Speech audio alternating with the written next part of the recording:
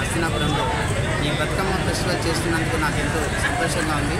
ఎందుకంటే పిల్లలు ఎప్పుడు చదువుతో బిజీగా ఉండేటువంటి వాళ్ళకి ఇది ఒక ఆహ్లాదకరమైన వాతావరణం ఇవ్వడానికి ఇది మంచిగా తోడ్పడుతుంది. అయినా తెలంగాణకి ఎప్పటి నుంచో ఉన్నటువంటి పురాతనమైనటువంటిది ఎప్పటి నుంచో వస్తున్నటువంటి ఆచారంగా వస్తున్నటువంటి ఈ పూలతో మనం పూజ చేసేటటువంటి ఈ విధానం చాలా మంచిగా ఉంటుంది. ఇది మన సాంప్రదాయం. మన తెలుగు వాళ్ళ యొక్క తెలంగాణ యొక్క ప్రతి ఆడపిల్లలు ఇది చేసుకునేటువంటి మంచి సందర్భం.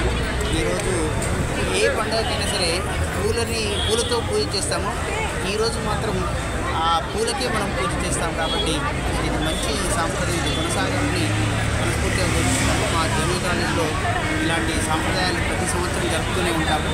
చదువుతో పాటు పిల్లలకి ఆహ్లాదకరమైన వాతావరణం ఉండాలని, సో ఆటవిడుపుగా ఉండాలని ఇలాంటి కార్యక్రమం ప్రతి పండుగ జరుపుకుంటున్నాం. చాలా సంతోషం మీరంతా వచ్చి మాకు